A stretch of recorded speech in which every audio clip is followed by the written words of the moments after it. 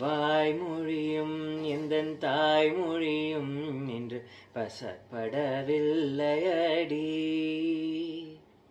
வயிற்றுக்கும் தொண்டைக்கும் உருவமில்லாதொரு உருண்டையும் உருளுதடி. காத்திருந்தால் எதிர்பார்த்திருந்தால் ஒரு நிமிஷமும் வருஷமடி. கண்களெல்லாம் என்னை பார்ப்பது போல் ஒரு கலக்கமும் தோன்றுதடி. இது ஸ்வர்கமா நரகமா சொல்லடி உள்ளபடி. நான் வாழ்வதும் விடை கொண்டு போவதும் உன் வார்த்தையில் உள்ளதடி. என்னவளே அடி என்னவளே.